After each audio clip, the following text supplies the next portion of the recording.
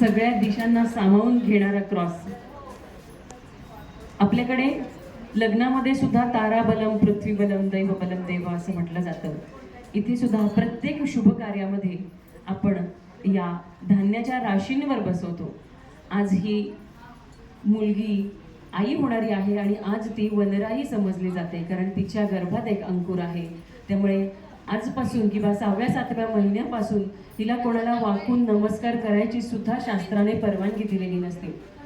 आज तिला आईपणाचा वसा आपण औक्षण आणि ओटी भरण करताना तिच्या ओटीत देणार आहोत आणि असाच वसा यांच्या घरी पिढ्यानपिढ्या चालू राहो या आशीर्वादासह आपण आज मयुरीचं ओटी भरण करणार आहोत. तांदळाचा रोप म्हणूया त्याला, किंवा तुम्ही काय म्हणाल, एका ठिकाणी रुजतं, त्याला तिथून उचलून पुन्हा दुसऱ्या शेतात नेऊन लावलं जातं, तेव्हा ते तिथं बहरतं.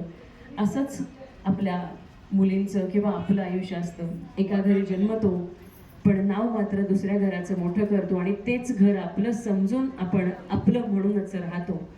म्हणूनच की काय, या औक्षणाच्या विधीमध्ये तांदळाचा समावेश केला असावा.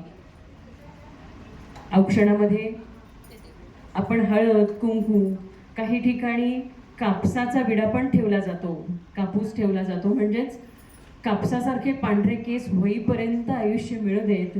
आता 30, 35, 25च कापूस झालेला असतो, त्यामुळे तो भाग वेगळा. अशा वेगवेगळ्या ठिकाणी वेगवेगळ्या पद्धतीने हे औक्षण केलं जातं.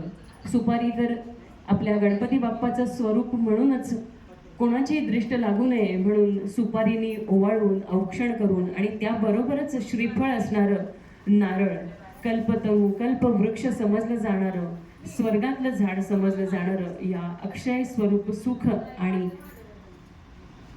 सौभाग्य देणारा हा नारळ याने तिची ओटी भरणार आहोत आपण.